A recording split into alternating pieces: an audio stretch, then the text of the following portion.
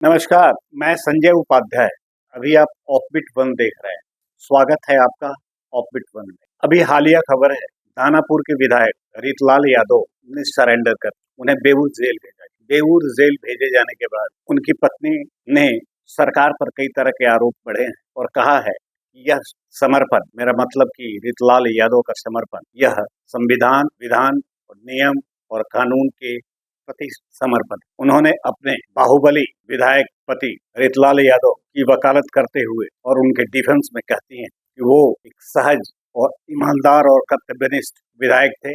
उन्हें एक राजनीति के तहत फंसाकर भेज दिया। मैं बताऊंगा आपको, या आपको पता होगा, कुछ ही दिनों पहले पुलिस ने, मेरा मतलब ATS, anti terrorist squad, STF और करीब 8 थानों की पुलिस ने उनके घर दानापुर स्थित कोतवा को घेर लिया। एटीएस का वहां जाने का मतलब कुछ और, एंटी टेररिस्ट स्क्वाड का जाने का मतलब कुछ और, इंफॉर्मेशन कुछ और। एटीएस के एक आला अधिकारी से मेरी बात हुई।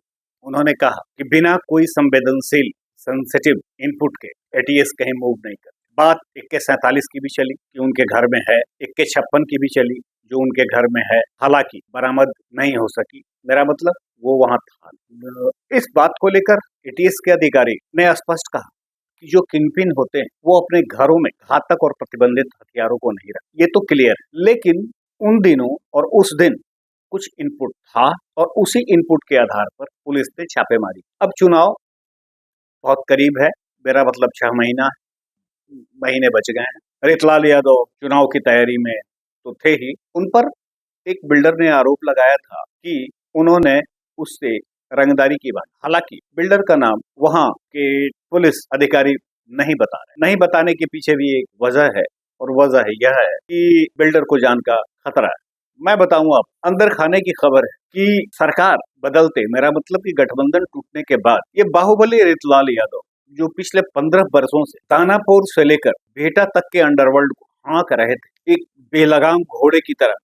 यह अलग बात है कि वो चुनाव जीतने के बाद थोड़ा साइलेंटली अपना काम करने लगे।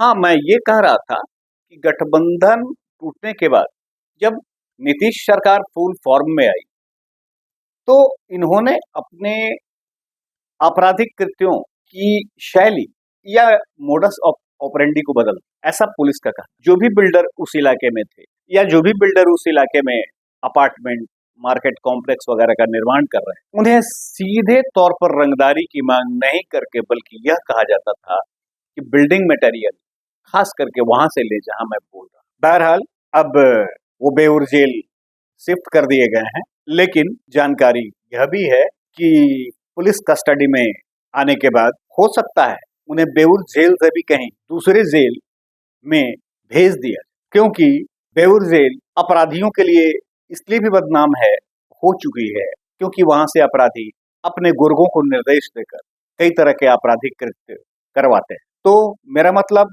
कि मामला गर्म तो जरूर हो गया है और रीतलाल यादव ने समर्पण कर दिया है। पिंकू यादव ने भी उनके छोटे भाई वो जेल में हैं। अब देखना यह है कि आगे की कार्रवाई कैसे होती है। धन्यवाद। मैं पुनः आपसे मिलूंगा कुछ इसी तरह की खबरों के साथ। ज्वलंत खबर है, इसीलिए मुझे इस पर बोलना पड़ गया। धन्यवाद। अभी आप देख रहे हैं ऑफबीट वन। तब तक के लिए मुझे इजाजत दें। मैं संजय उपाध्याय।